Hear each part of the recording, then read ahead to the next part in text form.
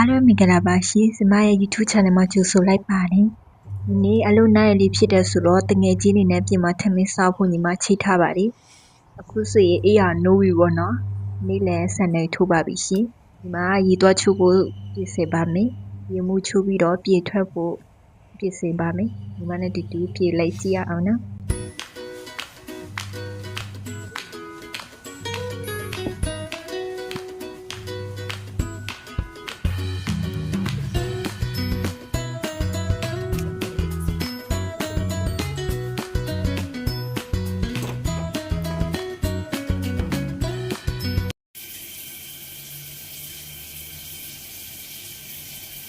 အခုဆိုရင်ညီမကရေချိုးပြီးပြီဆိုတော့မျက်နှာမှာမိတ်ကပ်လေးနည်းနည်းလေးတာပေါ့နော်။ငွေကြီးလေးနဲ့ပြင်မှာထမင်းစားဖို့ချိထားရဆိုတော့နည်းနည်းလေးပေါ့မျက်နှာမှာကြီးကောက်တယ်လို့မျိုး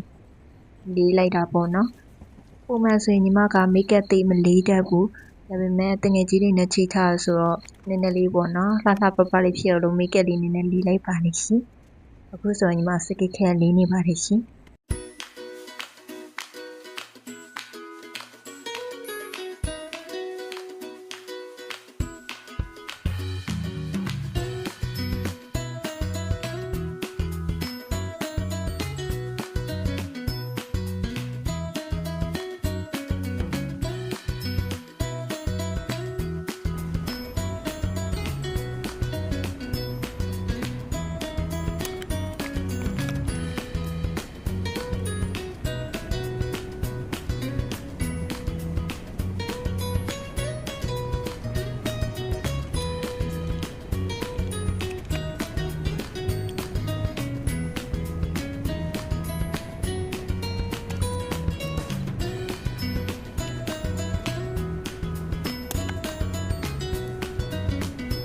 အခုဆိုရင်ညီမကပြေထွက်ဖို့တငယ်ချင်းကိုထိုင်ဆောင်နေပါတယ်ရှင်။အခုဆိုရင်ညီမတို့ဆိုင်ရောက်ပြီးတော့သူဆိုင်မှာရှိတဲ့မီနူစာအုပ်လေးကြည့်ပြီးတော့စားစရာမှာပါမယ်ရှင်။စားစရာဟိုကြည့်လိုက်ဒီကြည့်လိုက်ပေါ့နော်။စားစရာလေးအများကြီးရှိရဆိုပေါ့နော်။အခုဆိုတော့စားစရာမှာပြီးပါပြီ။စားစရာမှာပြီးဆိုတော့ထိုင်ဆောင်နေတာပေါ့နော်။အခုဆိုရင်ညီမမှားထားတဲ့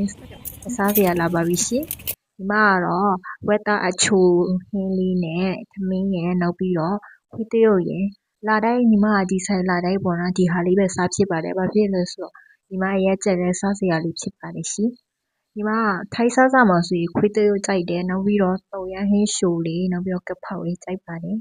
။အရင်စားလို့ကောင်းပါတယ်။ကြီးလိုက်တာနဲ့ဘာမှထူးပေါ့နော်။ထည့်စရာမလိုဘူးပေါ့နော်။ဒါပေမဲ့ကိုကအဆက်ကြိုက်ရင်အဆက်ထည့်လို့ရပါတယ်ရှင်။ဒီဆိုင်ကကျတော့ဒီမှာရောင်းနေတာတော်တော်ကြာပြီပေါ့နော်။